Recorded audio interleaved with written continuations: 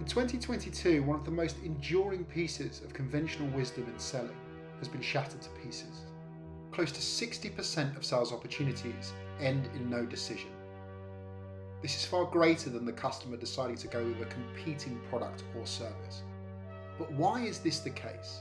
The conventional wisdom around this is that the customer sees the status quo as the easier option. However, new research shows that there is a second, more compelling reason that when tackled, dramatically increases the chance of winning the opportunity.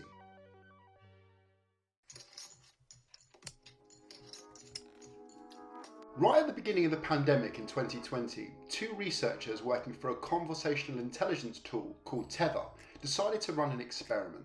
These two researchers were Matt Dixon and Ted McKenna. You may recognise the name Matt Dixon. He was the co-author of one of the greatest sales books of all time, The Challenger Sale. Matt and Ted entered this research to try and understand indecision, but in fact to try and confirm what we already know about indecision. And when we say research, it's important to mention the context of this. Matt and Ted analysed 2.5 million sales calls. Now, to put that into context for you, when we look at Neil Rackham's book Spin Selling, which is considered to be one of the greatest books of all time, the research there was 35,000 calls. So this gives you an understanding of the scale of this research and just how much data they were dealing with. For decades now, there's been a conflation of no decision and status quo. As we know that the amount of deals that are ending in no decision is constantly increasing. The conventional wisdom around this is that the client doesn't want to move because they prefer their current position, or it's easier to stick to what they're currently doing.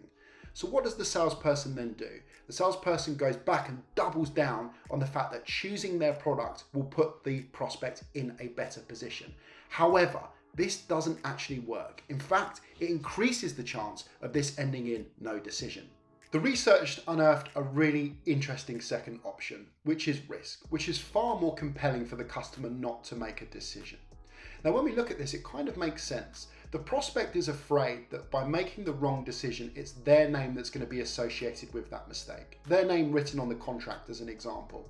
With what's going on in selling at the moment and the journey that the buyer goes on, it kind of makes sense. The options available to the prospect have now increased versus 5, 10, 15, 20 years ago. The amount of information, the amount of content available increases the propensity for making a mistake. And this causes the customer to clam up and actually decide to do absolutely nothing. And this is what Matt and Ted found. There was something that certain salespeople were doing, the best salespeople, that actually alleviated that risk in the prospect. Matt and Ted went through a process of codifying what it is that they're doing, and this is called the JOLT effect.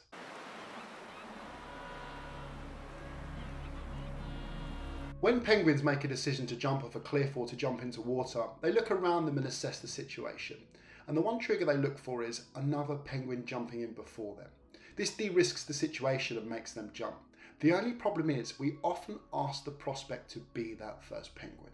The research showed that there was 4 things that the top salespeople were doing, sometimes unconsciously, that were actually alleviating that risk. And these 4 things can be summed up with the handy acronym of JOLT. We've known for a long time that the top salespeople are very good at qualifying, particularly qualifying whether the customer has the propensity to buy.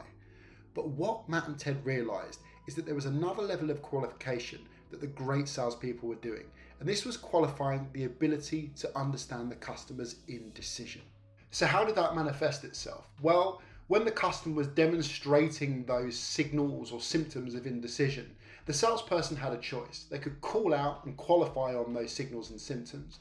Also, this meant that they could actually start employing the O, the L, and the T of the JOLT effect.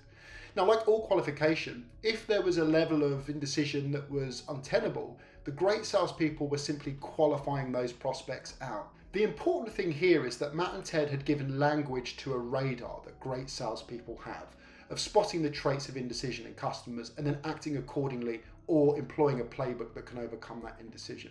This is the first step, really understanding that the customer is indecisive.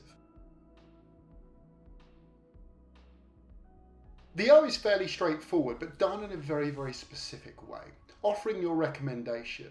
Now, choice is really, really good for prospects and for decision making in general, particularly in the early stages of understanding what you do and what else is out there in the market. But when it comes to making those final decisions, it's really important that we're perceived as being the trusted advisor and the expert. Trust being the key word there. We don't want to give the customer a laundry list or a menu of options that they have to pick from, because this increases the risk and also increases their ability for them to regret a decision, meaning it causes indecision in itself.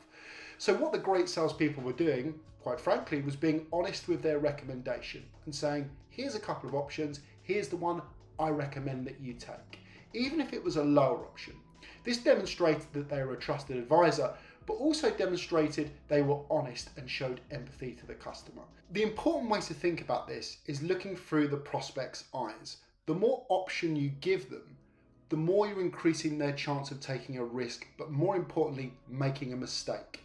And it's this fear of failure that often stops the customer from making a decision. So the objective is to lower the amount of choices and be honest in your recommendation for why you're offering that particular choice.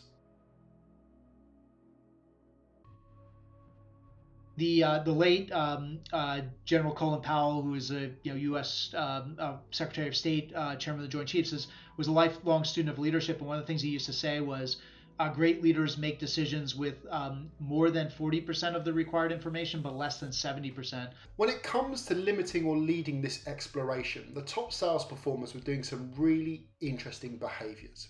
First of all, when they were bringing other experts or subject matter experts into the process, they were doing it in the right way. They were doing it at the very last second, and they were leading the conversation and only using those subject matter experts to talk around things that they don't have the credibility and the domain expertise to talk about. Now, for sales that are unsuccessful, what you often find is the salesperson brings on lots of different people and hands it over to those experts and kind of removes themselves from the conversation.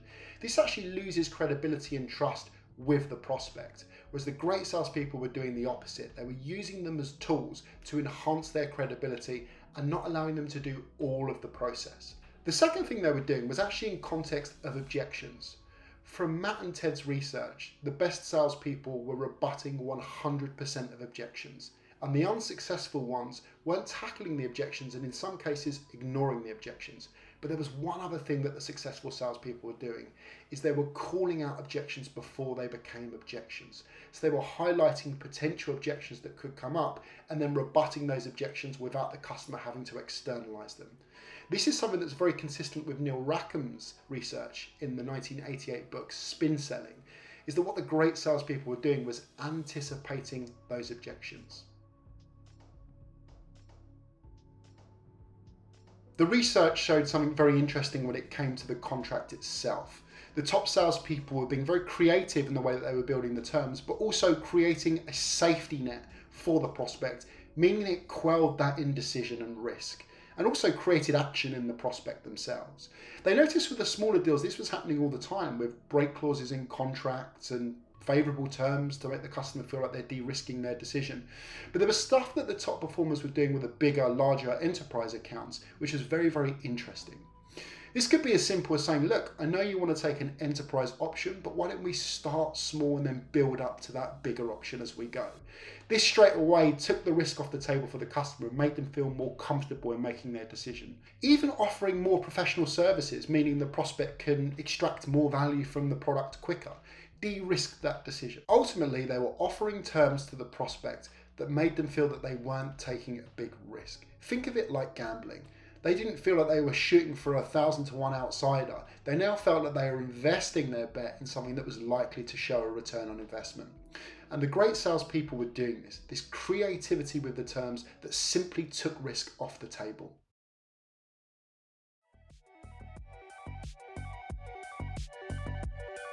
So there you have it. This is a story about risk and how, as salespeople, we can help the prospect manage that risk and actually take action. All of the research that we've discussed in this video has been detailed in a book called The JOLT Effect.